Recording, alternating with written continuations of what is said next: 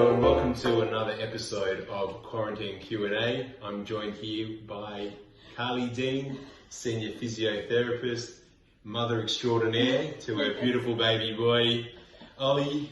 Thank you for joining us, Carlie. Thank you for having me, Rod. Pleasure. So today we are going to be discussing all things dizziness and vertigo, something we see quite regularly as physiotherapists. Carlie, to our audience, what is the difference between dizziness and vertigo? I really like that you asked this question. I believe dizziness and vertigo to the general population are quite subjective terms, but when we're looking at dizziness and vertigo, they kind of fall into two different categories. So dizziness can be more of a range of sensations, such as feeling lightheaded, faint, unsteady, and sometimes off balance as well. And usually the result of illness of the inner ear, low blood pressure, heart problems, anxiety, low blood sugars, among many other different causes. Whereas vertigo tends to have a distinct cause and is often more described as the room spinning or feeling like you are spinning yourself. The most common type of vertigo we see is called BPPV, and it stands for benign paroxysmal positional vertigo. So Carlie, how is vertigo diagnosed?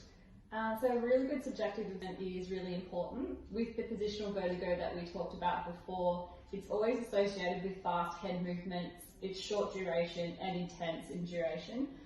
We use physical tests, including the Hall-Pike-Dix manoeuvre, the roll test, and a few different central tests to help us with this diagnosis. And once we've made that diagnosis, we can move on to treatment quite effectively. How can physiotherapy help with dizziness and vertigo? So physio is really important in the diagnosis and treatment of vertigo. When you have a definitive diagnosis, it's quite straightforward to treat, but it can be really tricky getting to that point, which is why seeing a physio is so important. Treatment with your physio involves going specific techniques, repositioning techniques, and then afterwards your physio will provide you with some post-treatment instructions. Sometimes after dizziness, people can experience neck pain, or some balance issues, so we'll definitely address those if they arise as well.